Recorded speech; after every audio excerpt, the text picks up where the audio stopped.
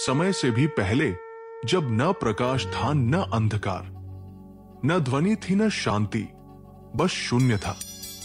उस शून्य से एक ऊर्जा प्रकट हुई, नील वर्ण जटाओं में बहता गंगा और कपोलों पर भभूत लिपटा। वो थे महादेव। शिव किसी से जन्मे नहीं, वे स्वयंभू हैं, स्वयं से उत्पन्न, स्वयं स्थित, स्वयं लीन। उनकी आंखें बंद थी भीतर समाधि में, और जब उन्होंने नेत्र खोले तो सृष्टि ने गति पाई। ब्रह्मा ने सृष्टि रची, विष्णु ने उसका पालन किया।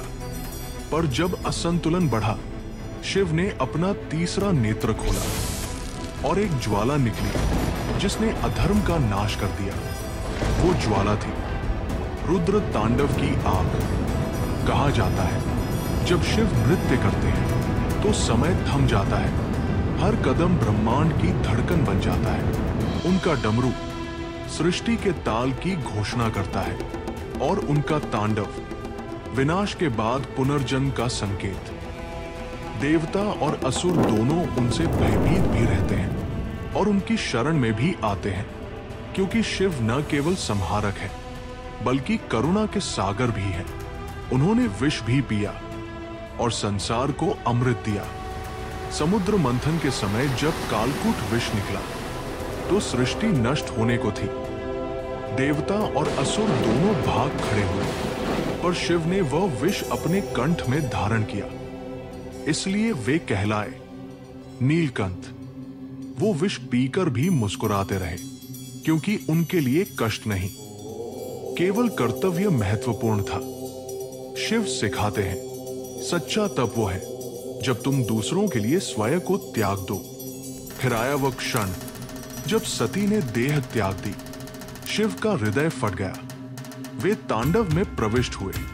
धरती कांप उठी, पर्वत टूट गए और ब्रह्मांड थम गया। वो प्रेम का विनाश नहीं बल्कि प्रेम की अमरता का आरंभ था। सती ने जन्म लिया पार्वती के रूप में, और वर्षों की साधना के बाद शिव को फिर प्राप्त किया। वो मिलन था तप और श्रद्धा का। जब शिव ने पार्वती को अपनाया तब समस्त ब्रह्मांड ने शांति का अनुभव किया। शिव और शक्ति का संगम ही सृष्टि का संतुलन है। हर युग में शिव एक नई रूप में आते हैं।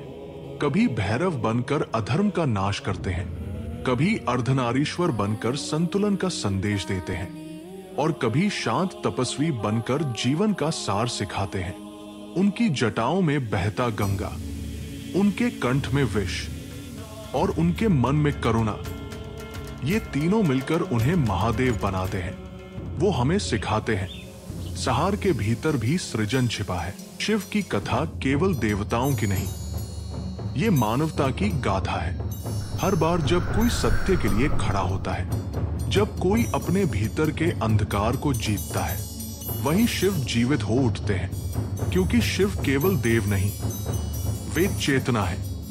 वो हर उस दिल में है जो सृजन, करुणा और सत्य का मार्ग चुनता है। यही है शिव का अनंत रूप।